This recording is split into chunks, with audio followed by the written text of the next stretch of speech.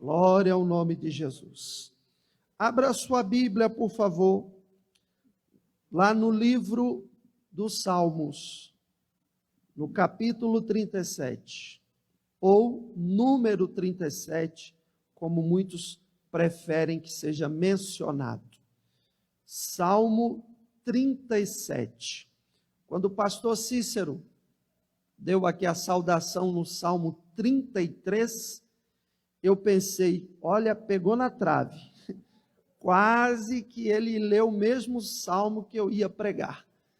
Mas glória a Deus, ele trouxe o Salmo 33, que é muito edificante, é um convite a nos alegrarmos no Senhor, nos regozijarmos em Deus. E o Salmo 37 não vai fugir muito disso, mas também vai completar o que Deus tem para as nossas vidas nessa noite. Por favor, Salmo 37, versículo de número 1 em diante, que vai estar escrito assim: Não te indignes por causa dos malfeitores, nem tenhas inveja dos que obram a iniquidade, porque cedo serão ceifados como a erva, e murcharão como a verdura. Confia no Senhor e faça o bem. Habitarás na terra e verdadeiramente você será alimentado. Deleita-te também no Senhor, e Ele te concederá o que deseja o teu coração. Entrega o teu caminho ao Senhor, confia nele, e Ele tudo fará. E Ele fará sobressair a tua justiça como a luz, e o teu juízo como ao meio-dia. Descansa no Senhor e espera nele. Não te indignes por causa daquele que prospera em seu caminho, por causa do homem que executa astutos intentos. Deixa a ira, abandona o furor, não te indignes para fazer o mal, porque os malfeitores serão destruídos, mas aqueles que esperam no Senhor herdarão a terra. Pois ainda um pouco e o ímpio não existirá. Olharás para o seu lugar e ele não estará lá mais. Mas os mansos herdarão a terra e se deleitarão na abundância de paz. Senhor, fala conosco na tua santa e poderosa palavra, em nome de Jesus Cristo. Espírito Santo, traz a interpretação correta, que esta palavra entre em nossos corações, fique em nossos corações, e que sejamos praticantes desta palavra na nossa vida. Senhor, em nome de Jesus, que à medida que o teu povo estiver recebendo esta palavra, as tuas bênçãos sejam ministradas na vida de cada servo, serva de Deus, neste momento. Que no nome de Jesus as interferências caiam por terra, os obstáculos sejam destruídos, que todo o mal seja destruído em nome de Jesus contra esta mensagem. E nós damos a ti a honra e a glória, em nome de Jesus Cristo. Amém. Cabe aqui trazer umas explicações que são importantes antes de eu entrar na mensagem. Nós evangélicos, de repente alguém que está assistindo não seja evangélico, nós evangélicos já observaram que nós temos uma prática. É a prática da oração. E a Bíblia diz que a oração, ela deve ser feita em nome do Senhor Jesus. Por isso que você não vê nós evangélicos orando, nós não oramos em nome do Pai, do Filho e do Espírito Santo, nós não oramos em nome de Paulo, de João, de Mateus, ou de qualquer outro personagem da Bíblia. que não seja o nosso Senhor e Salvador Jesus Cristo. Por quê? Porque Jesus disse isso, Jesus ensinou isso. Ele disse que quando nós fôssemos orar, nós tínhamos que orar no nome dele.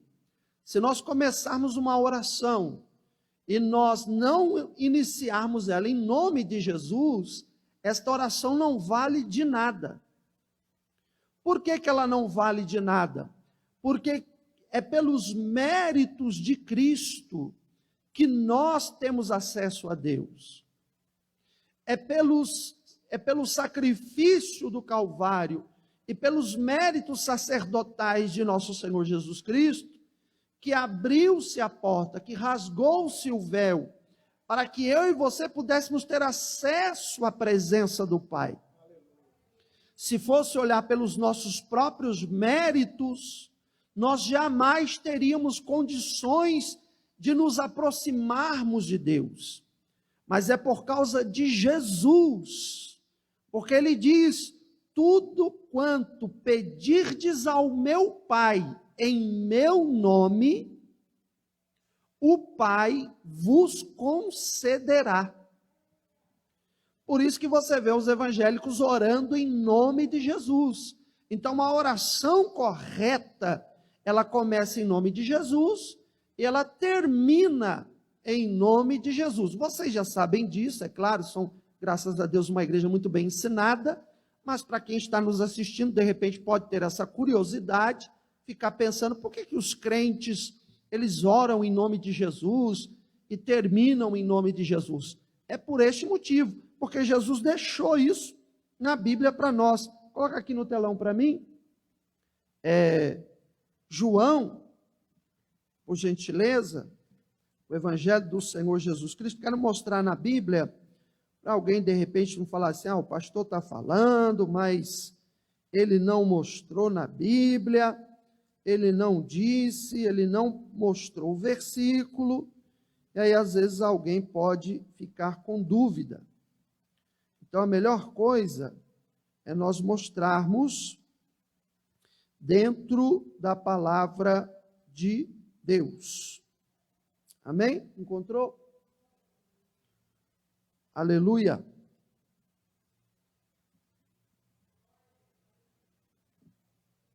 Está lá em João, capítulo 14, versículo de número 13 e 14. João 14, versículo 13 e 14, que diz assim: e tudo quanto pedirdes em meu nome, em nome de quem? Em nome de Jesus, eu o farei, para que o Pai seja glorificado no Filho.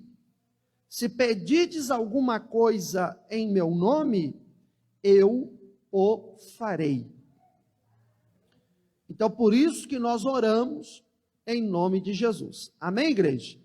Pois bem, dito isto, vamos à mensagem desta noite. Qual é o tema da mensagem desta noite? Comparações e decisões. Comparações e decisões. Pastor, o senhor não ia pregar sobre o tema, mas isso tem a ver com o tema. Se você quer prosperar, você tem que saber tomar as decisões certas. Se você quer ser uma pessoa abençoada, próspera, uma pessoa, e quando eu estou falando de prosperidade, eu não estou falando da teologia da prosperidade, do besterol que pregam por aí, mas eu estou falando da prosperidade bíblica, porque ela existe. Eu não posso, em detrimento infelizmente, de alguns que pregam uma prosperidade que não tem respaldo bíblico, cujo objetivo é apenas, de alguma maneira, até explorar financeiramente a vida das pessoas, eu não posso, em detrimento destes, que pregam uma prosperidade que não tem um respaldo teológico, dizer então que não pode pregar mais sobre prosperidade na igreja e dizer que a Bíblia condena a prosperidade. Se eu fizer isso, eu estou cometendo o mesmo erro daqueles que estão pregando uma prosperidade que não tem respaldo bíblico. Então, não posso fugir das verdades que estão na Sagrada Escritura.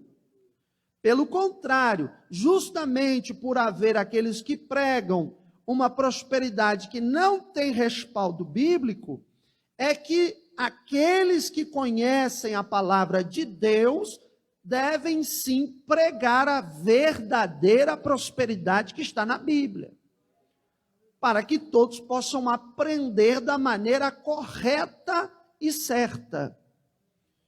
Então a Bíblia, ela fala de prosperidade sim. A Bíblia fala de prosperidade no campo da material. A Bíblia fala de prosperidade no campo espiritual. A Bíblia fala de prosperidade no campo familiar. A Bíblia fala de prosperidade no campo da saúde. A Bíblia tem, sim, a temática da prosperidade. Ela tem. Senão, nós temos que pegar e fingir que não existiu a prosperidade de Abraão, que não existiu a prosperidade de Isaac, que não existiu a prosperidade de Jacó. Quando olhamos no livro de Gênesis, nós vemos todos estes patriarcas prosperando e sendo abençoados por Deus. Se nós abrimos o livro do Salmo, se não me engano, acho que é o capítulo 35 ou é o capítulo 29, ou é 35, versículo 27, ou é 27, versículo 35, me desculpe aqui não saber de cabeça, mas está escrito lá: o Senhor que ama a prosperidade do seu servo. 35, 27, obrigado. Salmo 35, versículo 27. Deus ama a prosperidade do seu servo.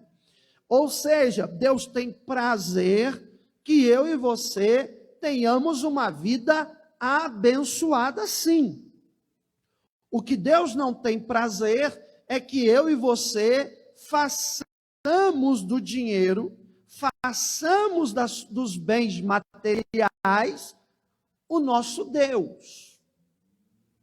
Façamos da nossa vida uma vida apenas focada em querer enriquecer, em querer ter bens, em querer ter cada vez mais, e esquecermos de Deus e colocarmos, as coisas materiais no lugar de Deus na nossa vida. Aí sim, Deus não é a favor disso, Deus não compactua com isso, Deus não aprova isso, Deus não deseja isso. Mas se você prosperar e continuar sendo crente em Jesus, porque, irmão, vamos lá, o céu é só para os pobres? A salvação é só para os analfabetos? Jesus morreu na cruz do Calvário só para quem não tem mais nada na vida? Então quer dizer que todos os ricos vão para o inferno? Todos aqueles que têm um estudo vão para o inferno? Claro que não. A Bíblia diz que a salvação é para todo aquele que nele crê.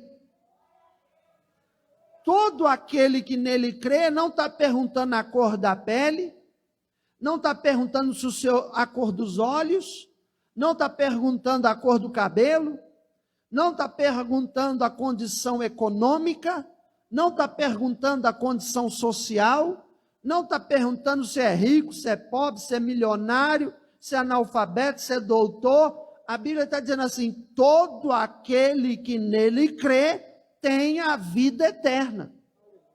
João 3,16, já mencionamos no início. Então, eu quero tratar com vocês aqui algo importante, que tem um pouco a ver com prosperidade, mas também a ver com a sua vida espiritual na prática, a sua vida no dia a dia de crente. Então, o Salmo 37, ele vai nos dar esta temática: comparações e decisões. Se nós olharmos o versículo 7, a parte C desse versículo, está escrito assim: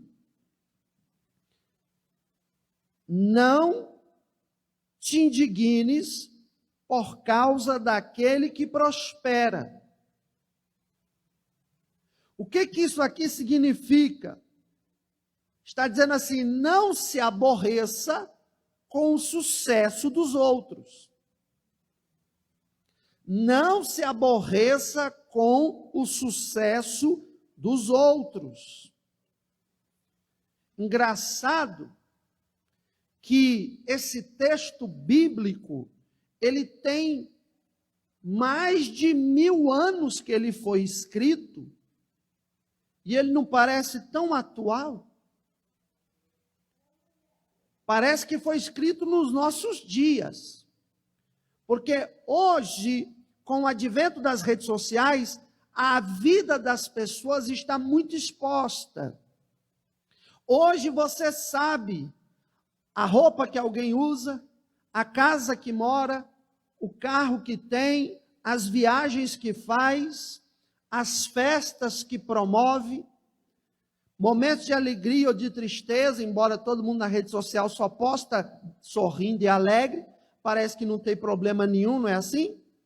Principalmente os famosos, as estrelas, você, se for acompanhar, parece que eles vivem felizes o tempo inteiro, parece que aquelas mulheres não tem nem remela no olho quando acorda de manhã, é ou não é?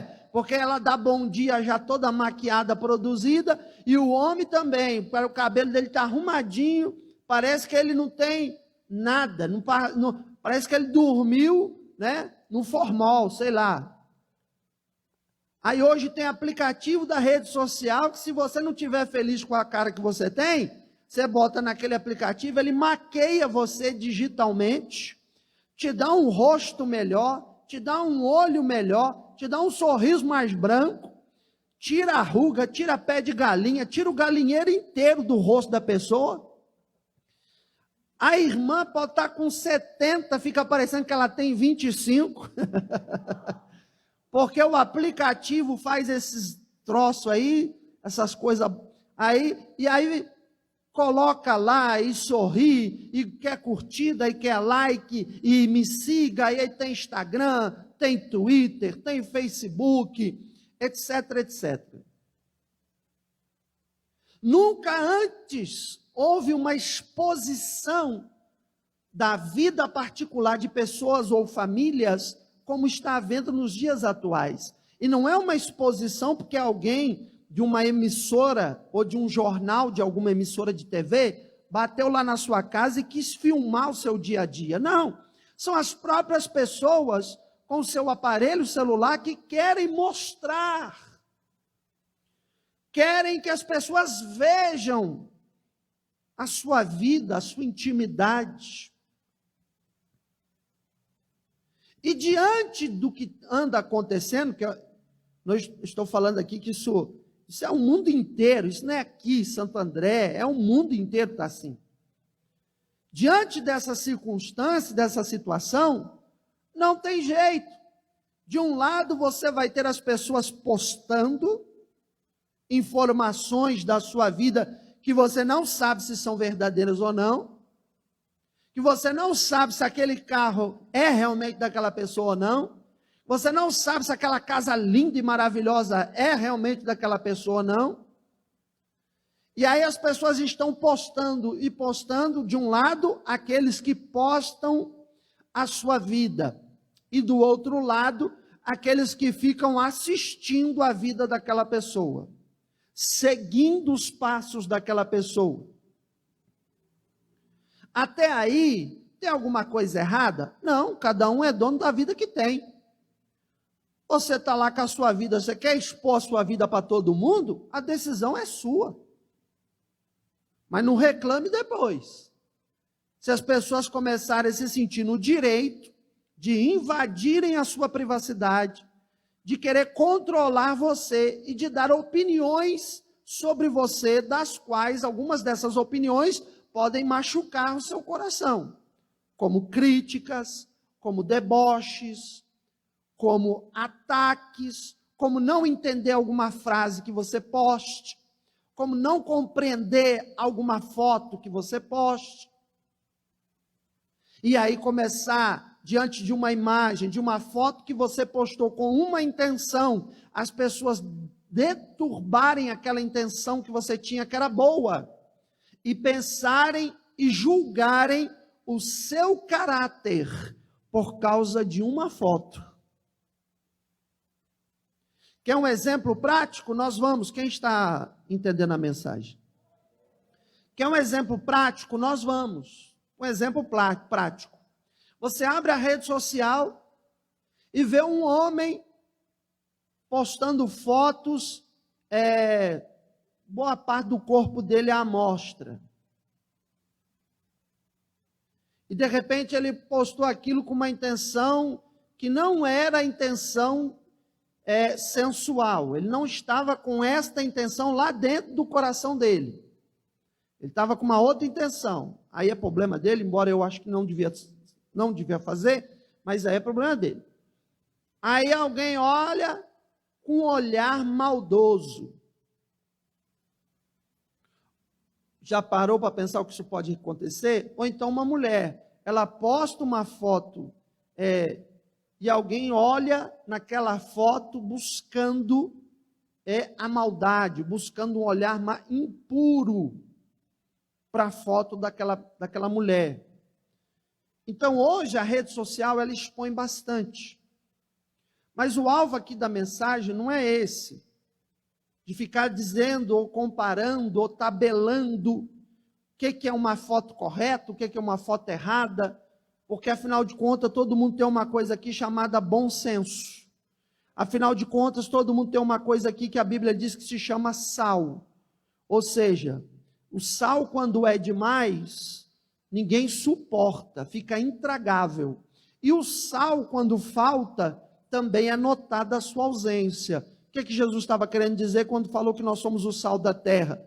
Que a gente somos equilibrados. A gente nem vai para o extremo, mas também nós não somos também aquele radical xiita, mas também não vamos para o extremo de que pode tudo e tudo vai embora e é assim mesmo. Também não é assim. Então nós temos o bom senso. Mas dentro da mensagem, comparações e decisões, o que isso vai produzir em nós? Você olha a vida de alguém e automaticamente você compara com a sua. Você vê alguém, principalmente na mesma idade que você, e de repente alguém que está na mesma idade que você, está vivendo uma vida diferente da que você vive. Está vivendo uma vida até melhor do que a que você vive. E aí você começa a comparar. Deixa eu contar para você algo que marcou a minha vida quando eu tinha 7 anos de idade. Olha que eu me lembro, hein? Quando eu tinha 7 anos de idade, aconteceu uma situação e aquilo marcou a minha vida. Eu estava na escola, normal, eu estava ali nos anos primários da escola. Na minha época não existia o que é hoje, ensino fundamental. Na minha época você fazia o primário, que era da 1ª à 4ª série, depois você ia para o ginásio, e depois você ia para o colegial, que era o famoso ensino médio hoje, 2º grau. Então estava eu lá na primária, e na minha sala tinha uma garota, uma menina, acredito que ela deveria ter a mesma idade que eu, e essa menina, todas as provas, todas, ela só tirava A. Na minha época não era 10, 9, 7, era com letra, A, B, C e D. Se você tirasse um D, meu filho, você estava perdido. A chinela havaiana estava te aguardando em casa quando você chegasse. Porque o D era a pior nota que existia. E até o E, se eu não me engano. E aí essa menina só tirava A. Todas as matérias. Matemática, A. Português, A. Estudos sociais, A. Ciências, A. Ela só tirava A. Geografia, A. Eu comecei a observar aquilo, porque a professora fazia questão de dizer, hoje a Ana tirou A, chamava Ana. Hoje a Ana tirou A. E sempre dando parabéns. A Ana era a melhor da classe. Acho que nós éramos uns 40 alunos, não sei. Ela era a melhor da classe. Eu comecei a comparar. Eu, com 7 anos, comecei a comparar a minha vida com a dela. E comecei a me revoltar com aquilo. Até um dia que eu cacei uma briga com ela. Eu quis provocar uma briga com ela. Eu não era crente. Eu quis provocar uma briga com a menina. Quando ela pegou a prova assim, que ela tirou A, ela era quietinha assim. Acho que ela até era crente. Eu não sei. Mas eu não sabia nessa época. Aí ela veio com a prova assim, eu peguei, dei um tapa na prova dela. Dei um tapa na prova dela e falei, não é possível. Só você tira A aqui na classe. Eu estava com raiva, furioso, revoltado, nervoso e com inveja dela. Olha se tem cabimento isso. Não é possível, só você tirar A. Deu um tapa na prova dela, a prova dela caiu no chão. Ela se abaixou, pegou a prova, olhou para mim e falou assim, olhou nos meus olhos e disse assim, eu não tenho culpa se você não tirar. Eu tirava C, irmão. Eu só tirava C. Não era eu não era bom nessa época de escola. Eu não tenho culpa se você não tirar A. Mas eu posso te dizer o seguinte, se você quer tirar A igual eu tiro, é só você estudar. Igual eu estudo. Eu fiquei sem saber o que falar para ela. Eu fiquei com vergonha, me senti envergonhado. Virei as costas e saí andando, não falei nada. No dia seguinte, eu fui até ela e disse assim, olha, me desculpe por ontem. E deixa eu te perguntar, como que você faz para tirar A? Me ensina. Ela falou, eu chego em casa e tudo que a professora dá aqui, eu fico estudando em casa depois mais umas 2 horas. Falei, tá bom, obrigado. E eu nunca mais esqueci essa cena. Acredito eu, espero em Deus que essa menina tenha crescido, continuado com esta determinação.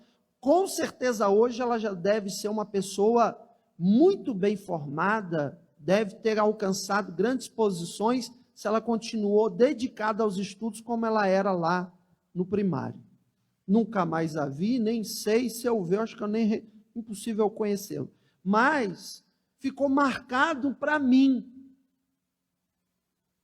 E isso nós fazemos, irmãos. Nós vemos a vida de alguém, a gente compara com a nossa. A gente vê a outra pessoa com uma roupa melhor, a gente compara com a nossa roupa. Poucos dias atrás estava percorrendo nas redes sociais um videozinho de que 2 mulheres chegam num local e elas estão com a mesma roupa. Uma olha para a outra, fazem cara feia do tipo assim, você com a minha roupa aqui, a outra, você com a minha. Aí elas entram, acho que num banheiro, num local de trocar, e elas trocam, sai para fora. Quando elas saem para fora, elas trocaram pela mesma de novo. É uma roupa nova, mas era a mesma. Aí elas voltam, se trocam, saem. Isso acontece umas 6 vezes. E nas 6 vezes, elas estão com as roupas iguais. E elas não aceitam isso. Já viu que mulher tem esse negócio, né? Chega num local, num evento, aí ela está lá com aquele vestido verde, ou com aquele vestido azul. Aí, de repente, ela dá uma olhada, ela dá uma buscada assim de 360 com os olhos. Olho de águia. Aí se ela vê alguém lá com um vestido igual dela, com alguma coisa que parece com ela vira, se estiver com o marido ou com alguém, ela vira e fala assim, vamos embora agora. Ah, por quê? Você está doido? Tem gente aí que está vestida igual eu. Vamos embora agora. Aí no mesmo vídeo tinha homens que foram se encontrar. 4 homens foram sair, eram amigos, e eles estavam com a mesma blusa, igualzinha. Aí um olhou para o outro, que olhou para o outro, que olhou para o outro. Os 4 com a mesma blusa. Quando vê os 4, deram risada e se animaram, porque estavam com a mesma blusa. Quando vê, chegou um amigo que chegou atrasado, aí os 4 olhou assim estranho para ele estava com a blusa fechada, de repente ele faz assim, tá com a blusa igualzinha dos amigos. Aí os amigos, tipo assim, o homem veste igual o outro, não está nem aí com isso. Não fica se comparando. Eu chego aqui no culto, de repente o pastor Cícero está com terno igual o meu, o pastor Dionísio está com terno igual o meu. Aí, vou embora porque nós estamos com o mesmo terno. Que nada, ô glória. Olha aí, viemos no mesmo espírito. Agora vai 3 missionários aparecer aqui com a mesma roupa, se as 3 não somem daqui. Porque estão iguais. Então o que acontece? Nós comparamos. E em cada um a comparação surte um efeito.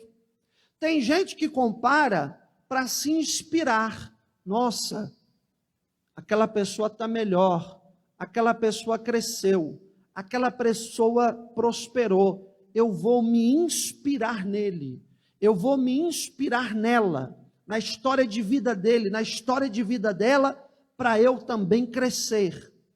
Já tem pessoas que se comparam, e quando fazem a comparação, o efeito é totalmente negativo. Por exemplo, eu não sou muito de acompanhar futebol, mas quem gosta de futebol, tive uma vez um amigo, que esse colega, ele acompanhava tudo de futebol. Aí um dia ele falou comigo assim, eu estou revoltado. Eu falei, por quê?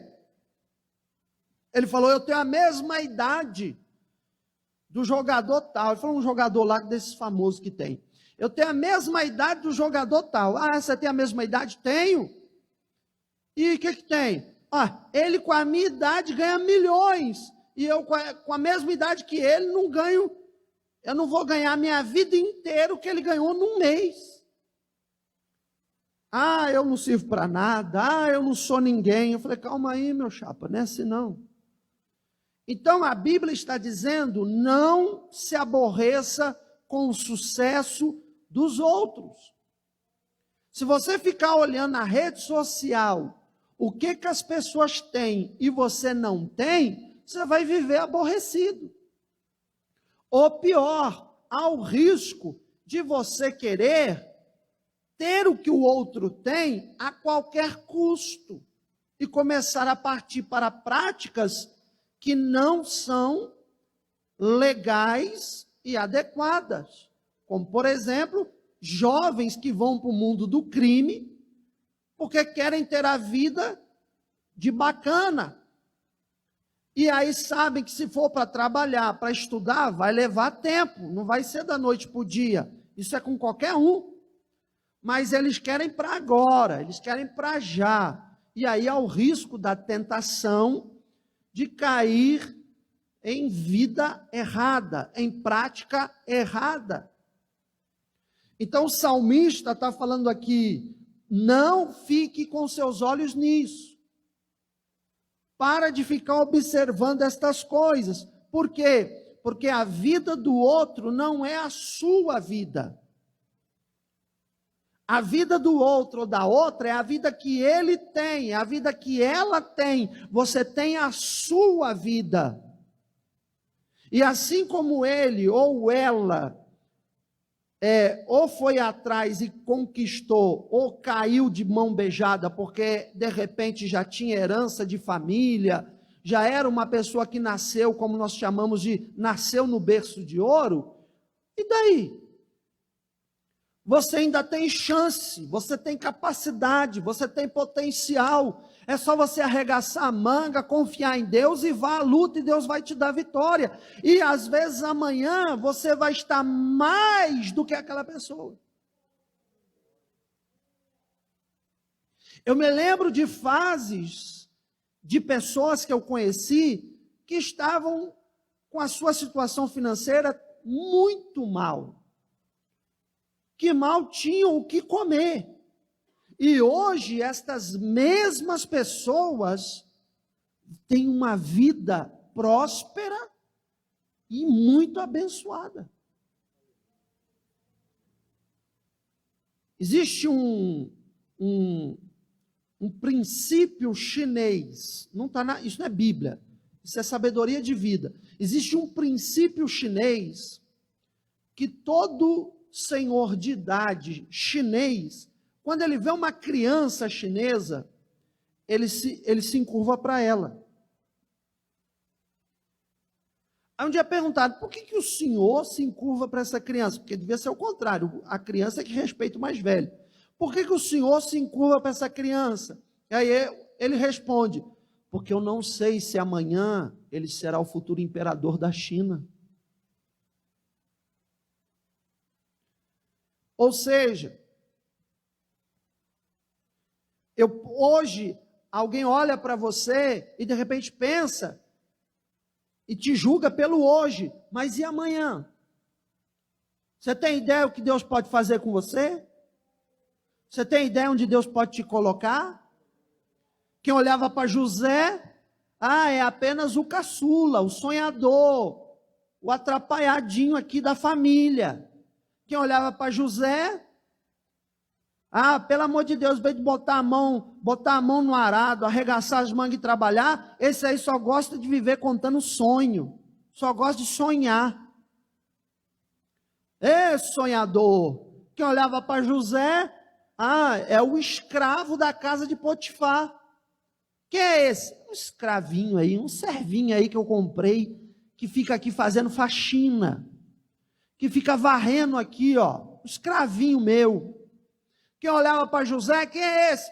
Prisioneiro, deu em cima da mulher do chefe, deu em cima da mulher do patrão, e era mentira, porque não aconteceu, foi acusado injustamente. E ele hoje é o quê? É um prisioneiro aí, é igual todos os que estão no presídio, na cadeia, esse aí não vai virar ninguém, esse aí não vai virar nada, entrou para o mundo do crime.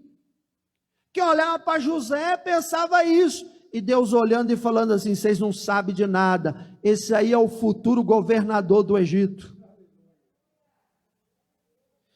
Quem te olha hoje como você está, te vê pela imagem que você representa hoje, mas Deus te vê pelo futuro que tem reservado para a tua vida. Ou você acha que Deus só enxergou José quando ele já estava governador? Deus já viu José governador antes de nascer, no ventre da mãe dele. Então você não é o que você tem, você é o que Deus tem para você.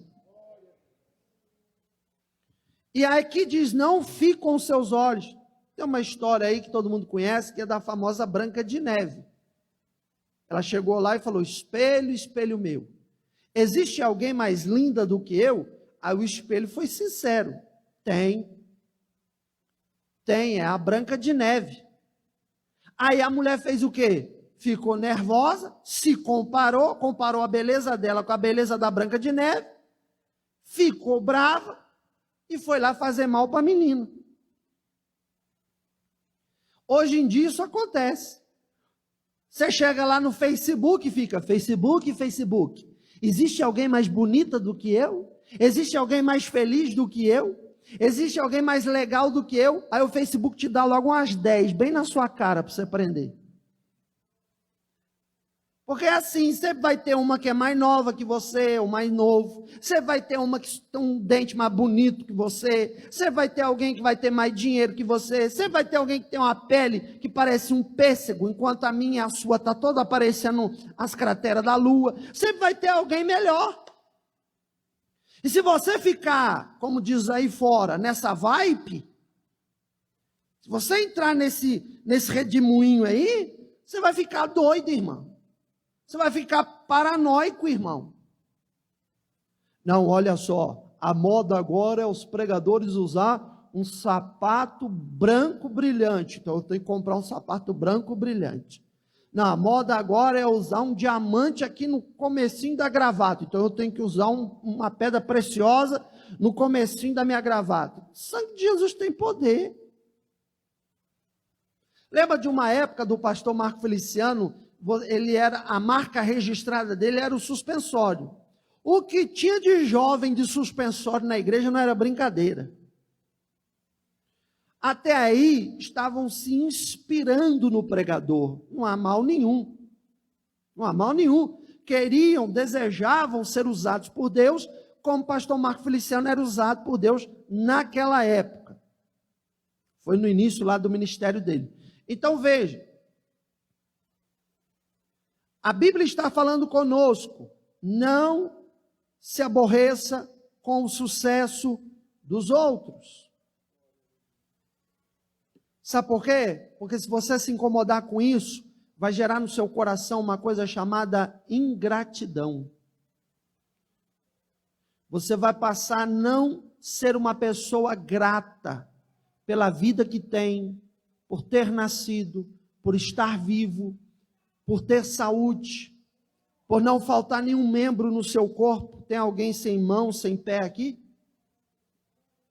Por poder enxergar, por poder ouvir, por poder falar.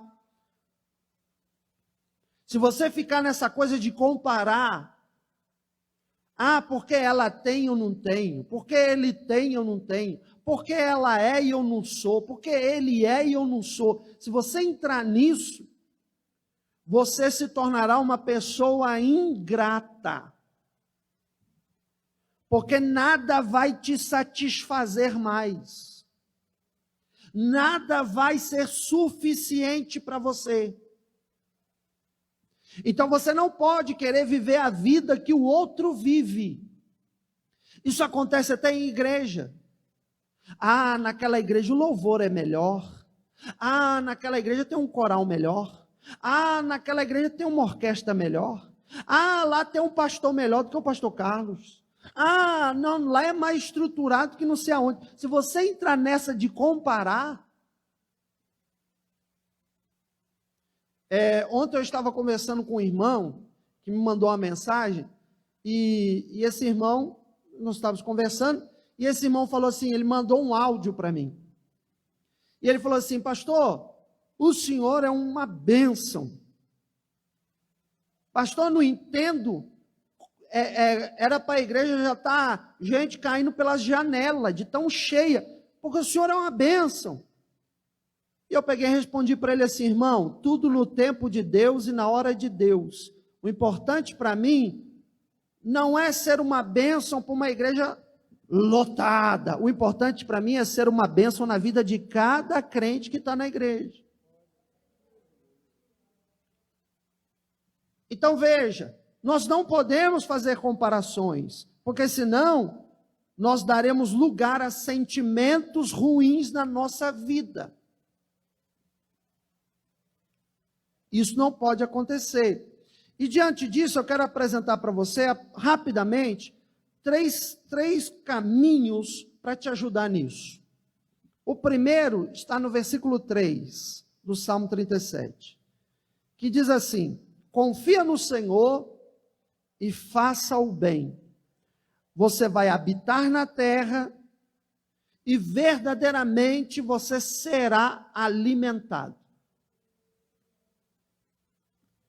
O versículo 28 diz o seguinte, porque o Senhor ama aquele que pratica justiça e não o desamparará. Ele será preservado para sempre, mas a descendência dos ímpios vai ser destruída. O versículo 3 do Salmo 37 e o versículo 28, eles estão jogando para mim e para você a seguinte mensagem: o meu foco deve estar no que eu faço. Repita comigo, o meu foco tem que estar no que eu faço. Ou seja, o seu foco não é ficar vendo o que os outros fazem. Porque quando você se ocupa de ficar só vendo o que os outros fazem, você deixa de fazer o seu. Então você tem que focar no que você faz. Se o outro está fazendo ou não, é problema dele. Se o outro está agindo de forma correta, amém. Mas se ele está agindo de forma errada, a consequência vai cair sobre ele, sobre ela, não sobre você. Então você foca em você fazer o certo. Ainda que todos façam o errado, você sempre fará o certo. Ainda que todos pensem errado na sua casa, você pensará certo. Ainda que você chegue na igreja, e eu estou falando de forma geral, e ninguém dobra o joelho para orar antes de começar o culto, você dobra o seu joelho e ora. Você não fica esperando pelos outros. Ah, eu só dou um glória se aquele irmão der. Se aquela irmã der um aleluia, aí eu ajudo com o meu glória. Mas se ninguém der glória, eu vou ficar quietinho, que eu tenho vergonha de dar glória a Deus aqui, sozinho, eu vou dar não. Se eles não fazem, faça você. Se alguém não está prestando atenção na mensagem, está dormindo, cochilando, contando as horas para logo acabar, esteja você focado na mensagem, se alimentando e recebendo esta palavra. Então nós temos que fazer o que é certo, eu tenho que focar no que eu faço. E o versículo 3 está dizendo assim: faça o bem. Faça o certo, faça o bem, porque fazendo o bem, fazendo o que é certo, você vai habitar em segurança e você terá fartura, porque alimentado quer dizer que não haverá escassez, quer dizer que haverá prosperidade, quer dizer que as tuas necessidades serão atendidas. Ah, mas eu faço e ninguém vê, mas Deus está vendo, é isso que importa. Então, nós temos que entender aqui que isso significa colocar em prática. O versículo 28 fala assim: Deus ama o que pratica a justiça. É colocar em prática. Você quer ver uma coisa? Abra a sua Bíblia em Filipenses capítulo 4. Versículo 8 e 9, que diz assim: quanto ao mais, irmãos, tudo que é verdadeiro, tudo que é honesto, tudo que é justo, tudo que é puro, tudo que é amável, tudo que é de boa fama, se há alguma virtude e se há algum louvor, nisso pensai. O que também aprendestes e recebestes e ouvistes e vistes em mim, isso fazei, pratique, e o Deus de paz será convosco. Olha o que Filipenses 4, verso 8 e 9, está se encaixando como uma luva em Salmo 37, versículo 28. O versículo 28 do Salmo 37 diz: Deus ama o que pratica. E Filipenses 4, 8 e 9 diz: tudo que é honesto, tudo que é puro, tudo que é bom, nisso você pense, e como você tem aprendido, como você tem visto, você pratique, você faça, porque praticando, o Deus de paz será com você. Pastor, eu quero Deus comigo. Então pratique o que você tem aprendido aqui. Segundo lugar, o que é que ainda nós vamos aprender? Primeiro, o foco deve estar no que eu faço e não no que os outros fazem. Terceiro, para eu não cair nesse engano de comparação. Para eu não cair nessa armadilha de comparar eu com os outros e começar a me desvalorizar. Ah, ela canta melhor. Ah, eu não nasci para cantar. Ah, ele prega melhor. Ah, Deus não me chamou para pregar. Ah, ela ora tão bem. Ah, Deus não me chamou para orar. Tadinho de mim, tadinha de mim. Eu sou a pulga da pulga do carrapato. Eu não tenho valor nenhum. Aí você vai mergulhar em sentimentos horríveis. Aí você vai ficar parecendo o que chamam lá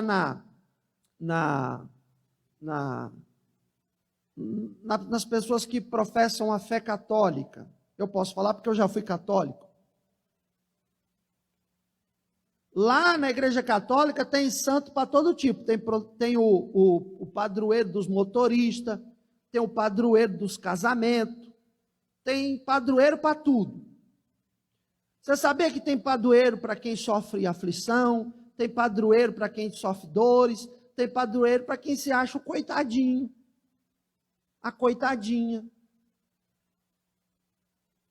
Aí falta colocar uma auréola aqui na cabeça brilhando, porque faz até aquela carinha. Já viu aquela carinha de cachorro quando quer que você dá a carninha para ele? O cachorro olha para você com aquele olhinho assim, para você ficar com dó e dizer, toma um pedacinho. Aí tem crente que cai nessa besteira. Ai, tadinha de mim, pastor. Ai, eu sou tão sofrida. Eu sou tão sofrido, pastor. Eu passo, ai, ninguém sofreu como eu. Olha, pastor, se Jó vivesse hoje, nós ia empatar nós dois, viu? Olha, pastor, bobear, Jó ia perder para mim, hein? Porque ele não sofreu o que eu sofro. Tem pessoa que acha que tem o monopólio do sofrimento. Não, só eu sofro. Você já viu gente que você vai conversar? E aí você fala assim, como é que tá? Tá tudo bem? Ah, estou passando umas lutas, umas dificuldades. E você? Aí você pega e fala, eu também, eu estou passando por isso, por isso. Aí a pessoa acha que é uma competição. Aí ela começa, que nada, você não sabe o que eu passo. Aí a pessoa começa a crescer. Você fala que está com 3 lutas, ela fala que está com 6. Você fala que está com 3 choros, ela fala que está com 19 choros. Você fala que está angustiada, ela fala que está angustiada, depressiva e já quer se suicidar.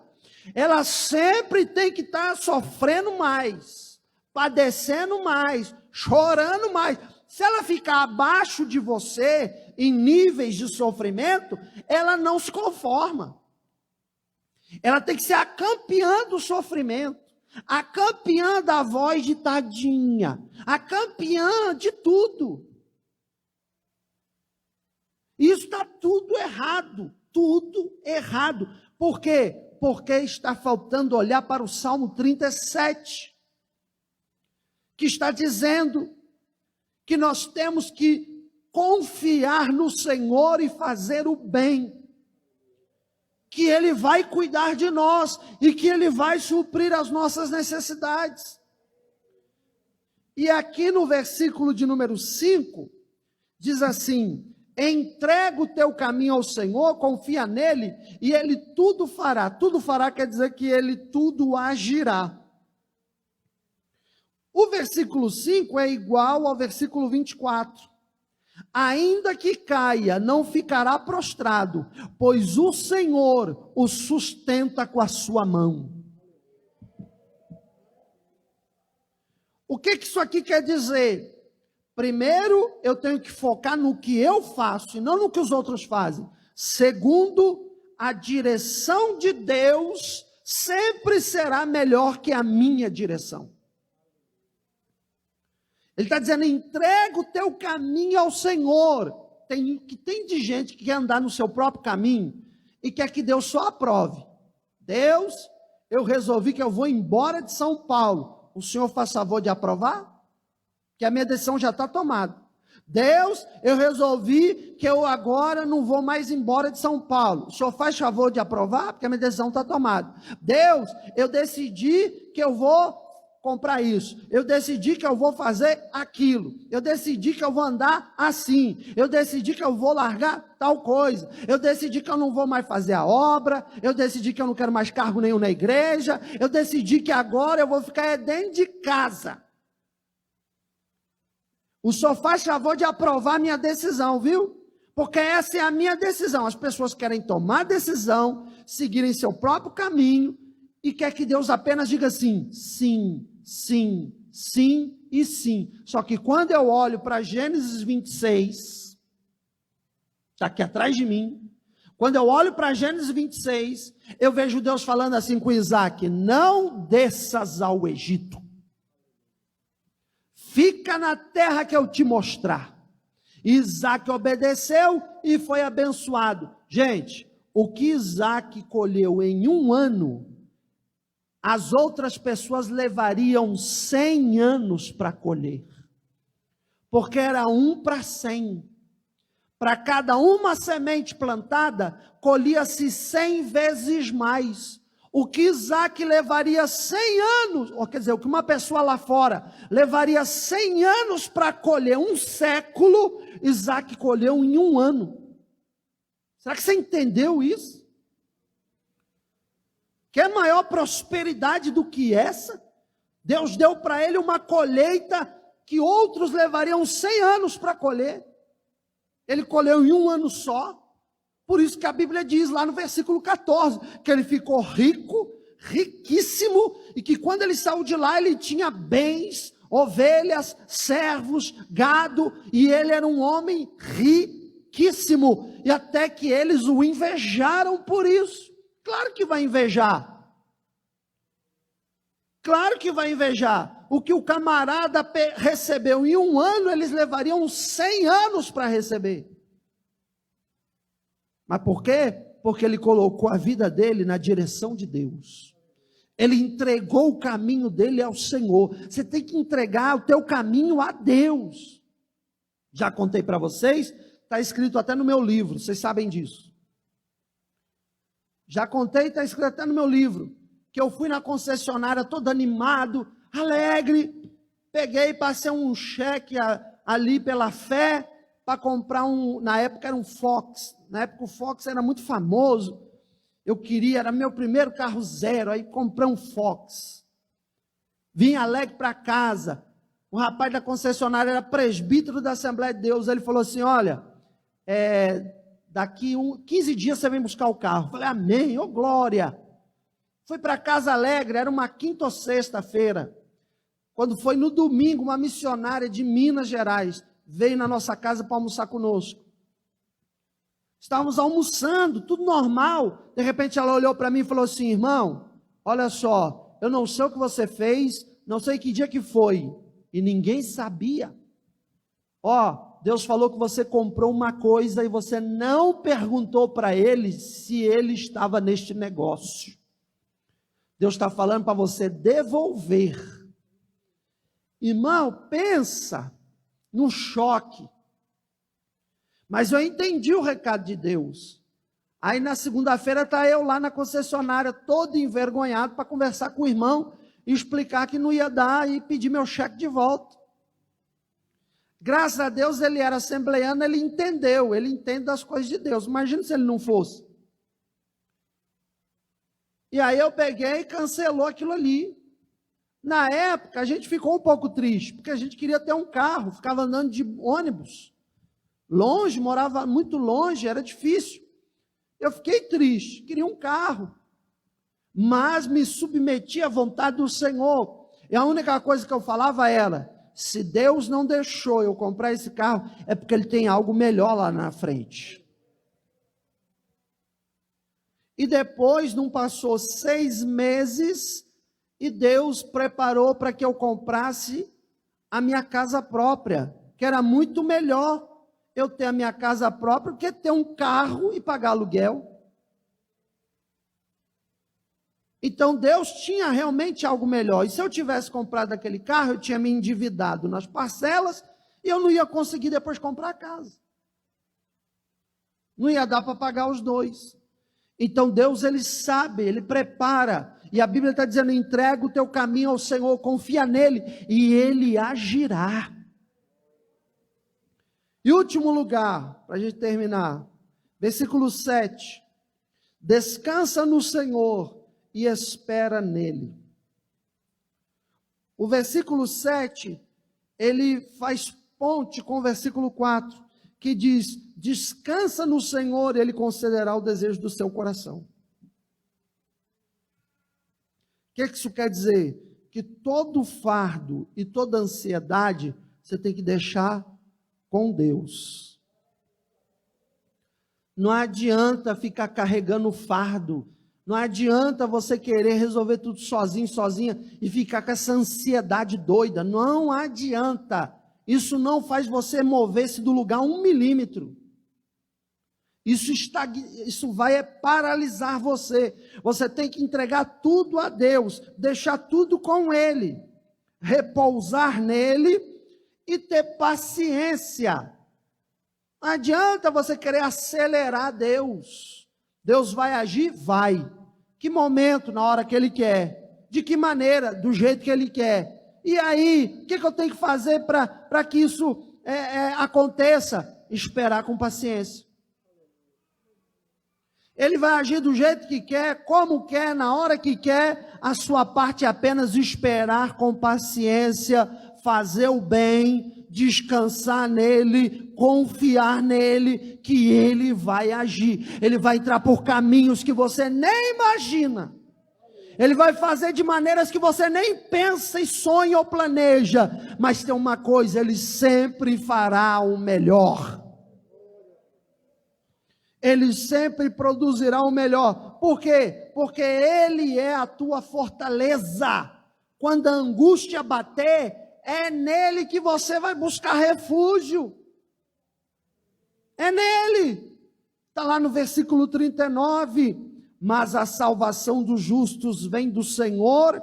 Ele é a sua fortaleza no tempo da angústia. E para fechar, Deus está vendo tudo e Ele nota tudo. Versículo de número 37. Nota o homem sincero e considera o que é reto, porque o futuro desse homem será de paz. Eu vou repetir para você. Nota o homem que é sincero, ou seja, Deus está notando, Deus está de olho, Deus está observando o homem e a mulher sincero, e considera o que é reto, porque o futuro dessa pessoa será de paz. Adianta você ter jato, casa em Miami, você ter um navio, uma lancha, sei lá. Você ter uma Ferrari. Você ter 2, 3, 5, 10 milhões numa conta bancária, se você não tiver paz? Adianta? Adianta nada, porque toda essa riqueza não vai comprar a paz. Agora aqui está dizendo que a pessoa sincera, reta, que faz essas coisas que o versículo 37 acabou de nos mostrar, o futuro desta pessoa é de paz. E essa paz, não importa se tem Ferrari ou Fusquinha, não importa se tem casa em Miami ou se mora na comunidade, não importa se tem 10 milhões no banco ou se tem 10 reais, há uma paz que vem do céu, e ela tranquiliza o teu coração e a tua alma, e você descansa literalmente em Deus. Isso é maravilhoso, amém? Você recebe esta palavra? Que Deus te abençoe, abençoe quem está nos assistindo, que você fique com esta palavra, comparações e decisões. Comparou? Ah, pastor, comparei. Tome a decisão certa. Pare de comparar. E tenha foco nas coisas que foram faladas aqui. Que Deus te abençoe. Deus abençoe os irmãos da rede social. Que fiquem na paz do Senhor. Aplauda Jesus.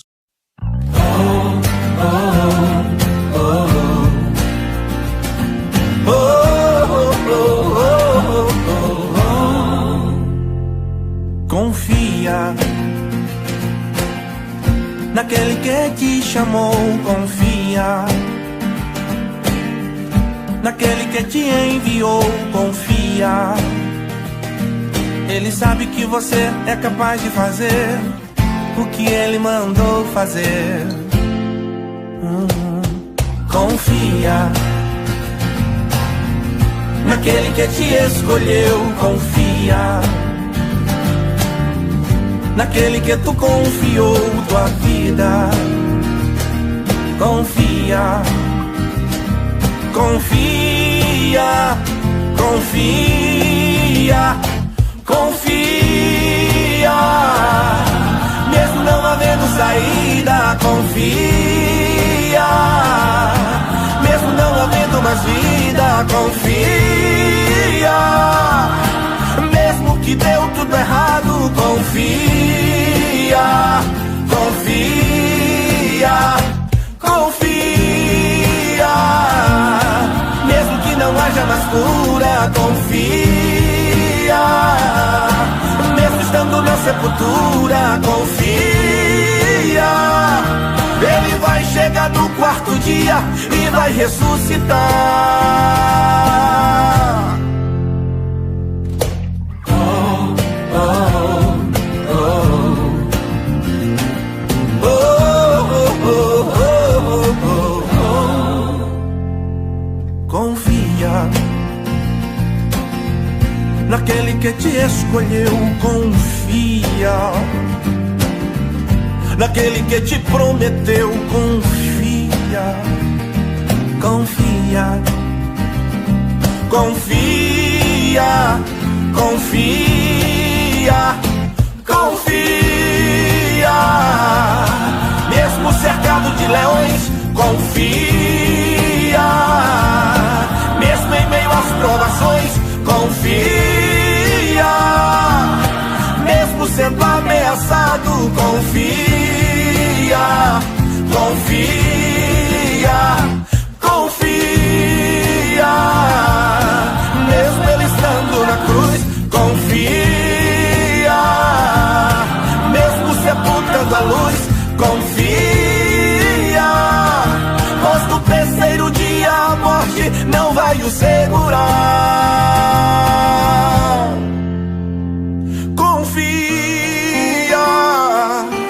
Mesmo com as portas fechadas, confia. Mesmo com a saúde limitada, confia. Mesmo que todos te deixem, confia.